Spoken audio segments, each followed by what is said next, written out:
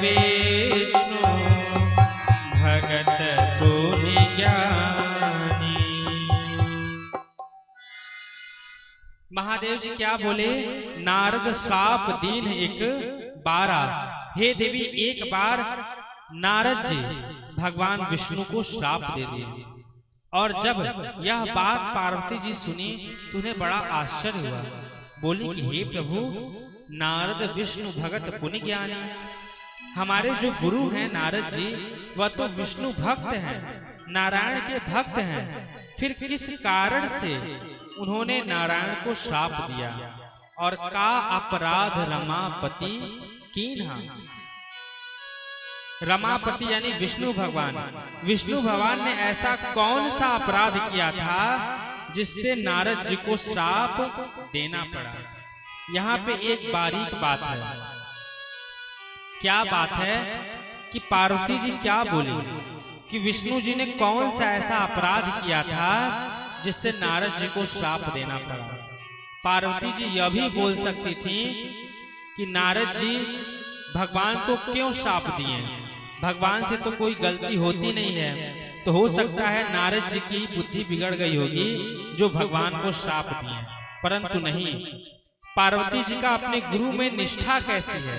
वह कह रही हैं कि हमारे गुरु तो परम ज्ञानी हैं, हमारे गुरु से कोई गलती नहीं हो सकती। जरूर रमापति, जरूर विष्णु भगवान ने ही कोई अपराध किया होगा, इसी कारण नारद जी ने श्राप दिया है। हमारे गुरु का इसमें कोई दोष नहीं है। का अपराध रमापति कीना, विष्णु भगवान ने ही ऐसी कोई अपराध की होगी या कोई गलती किया होगा जिसके दंड स्वरूप में नारद जी ने उनको श्राप दिया है। तब महादेव जी हंसकर बोले बिहस महेश तब ज्ञानी मूढ़ न कोई, जेह जस रघुपति करहि जब सो तस तेहि छन होई। महादेव जी हंस करके बोले कि देवी, इस संसार में न तो कोई ज्ञानी है न तो कोई अज्ञानी है। श्री रघुनाथ जी जिसको जिस क्षण बना देते हैं वह उसी क्षण वैसा हो जाता है। यदि रघुनाथ जी चाहें तो हम सबसे बड़े ज्ञानी हो सकते हैं, यदि रघुनाथ जी चाहें तो हम सबसे बड़े अज्ञानी हो जाएंगे। यदि भगवान चाहें तो भैंस भी वेदों के मंत्र का उच्चारण करेंगे।